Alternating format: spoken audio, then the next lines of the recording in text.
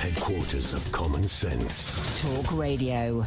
When I voted in 2016, which is nigh on 6 years ago, let's not forget, I knew exactly what I was voting for, but I was under no illusions about the calibre of politicians we have, most of whom did not want the referendum, and they certainly didn't want to implement it. Yep. And I think it is just a question of incompetence. I mean, let's be honest about it. And unwillingness. We are where we are. And we also have a leader, and I'll come out with it. I don't think he's a Brexiteer. He's a sheer opportunist. But he has got this political antenna, and he had an inclination.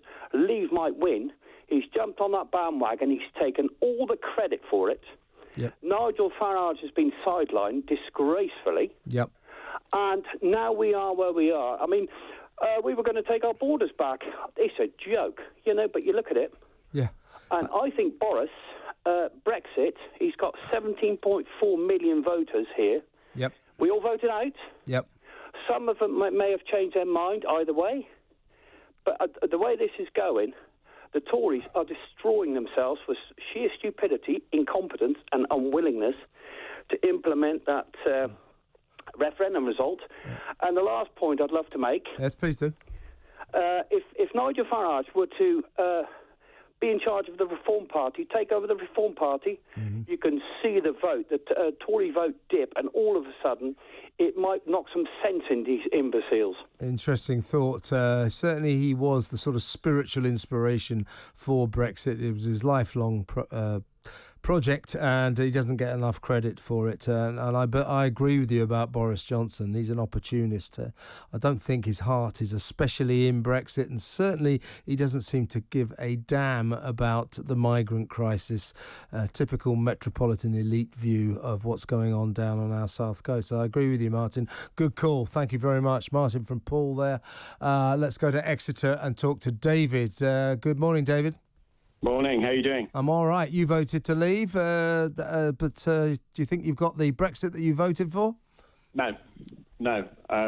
Leave and Remain was on the ballot, but what the government chose to implement and what the Cabinet chose to do or not do are two separate things. Yeah. But there's one critical element that's been a real missing big issue with the whole Leave, Remain and then Brexit from the start point that Cameron and his regime left us and set us up with, and that was they excluded defence and security from the Brexit parameters. Yeah. Now, there's been a pushback from quite a few people, Sir Richard Dearlove, General Lord Guthrie, Julian Thompson, myself and a guy called David Banks, but now we see all the hens coming home to roost with this Ukrainian crisis. Yeah, have you seen today, David, by the way? Yeah, it looks like it's kicking off now. Yeah, well, it can only do one or two things, can't it? But the critical thing, of course, is that for decades, the government has been set hard left and Remain, and it didn't really matter what democratic bit went in there, and we've seen this from Steve Baker and David Davis. They were banging their head against a wall.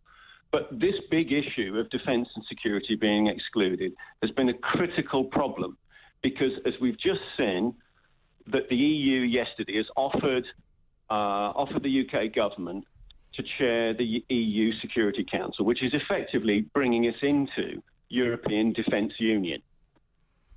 Yeah. And it's a poison chalice. Yeah. It's an absolute poison chalice. It's a Trojan horse in order to take control of our defence security, all the Five Eyes, and more importantly, all of our defence industry. It's an all-encompassing concept, and it's nothing like NATO. And the problem I see at the moment is we've got a very clever guy with Mr. Putin, but what have we got our end? This Boris, is the issue. Boris and Liz Truss. And Sir Stephen Lovegrove, who was the permanent secretary at the MOD and is now the National Security Advisor. But he has no defence and security expertise. Prior to going into the MOD, he was an ex-Deutsche Banker running the European media accounts.